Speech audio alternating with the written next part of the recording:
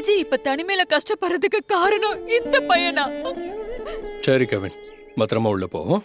சரிப்பா. ஆமா, நீங்க ஒரு மாதிரியே டல்லா இருக்கீங்க. ஒண்ணு இல்லடா, நான் நல்லா தான் இருக்கேன். நீ உள்ள போ. சரிப்பா, டாடா பாய். சரி பாய் டியூட். Bye by.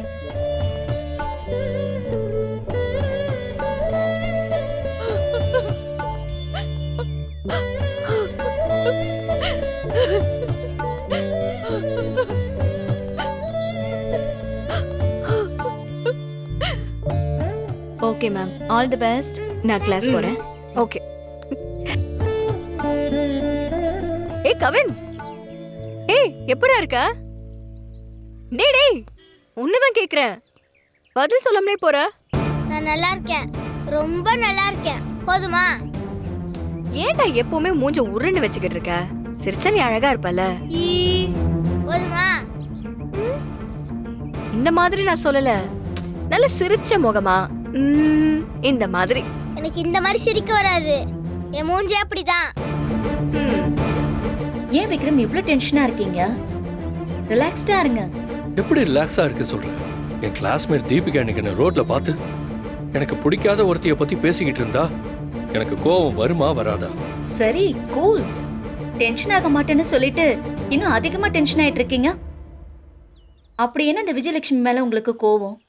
என்னதான் நடந்துச்சு உங்களுக்குள்ள? இந்த பார் பிரீத்தி, நான் இந்த உலகத்திலே ரொம்ப வெறுக்கிற ஒரு ஆள் அப்படின்னா அது அந்த விஜயலட்சுமி மட்டும்தான். அவ என் வாழ்க்கையே நாசமாக்குனவ. அவளை நான் சாகிற வரைக்கும் கண்ணில் பாத்திரக்கூடாதுன்னு ஒரு வைராகியத்தோட இருக்கேன்.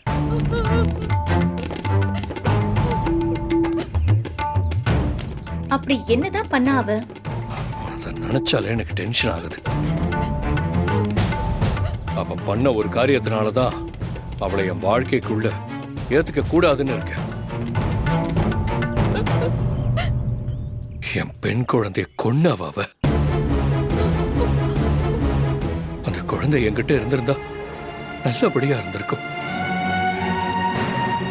ஒவ்வொரு நாளும் நான் அந்த பெண் குழந்தைய நினைச்சு அழாத நாளே இல்லை.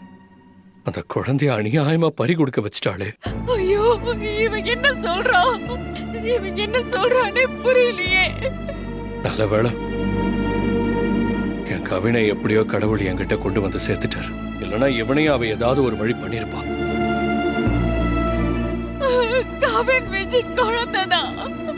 கவின் விஜய் குழந்தைதான். அந்த விஜய் இந்த ஊர்ல தான் இருக்கான்னு எனக்கு தெரியும். ஆனா அவ கண்ணுல என் குழந்தைய காட்டிடவே கூடாதுன்னு நான் ரொம்ப கவனமா இருக்கேன்.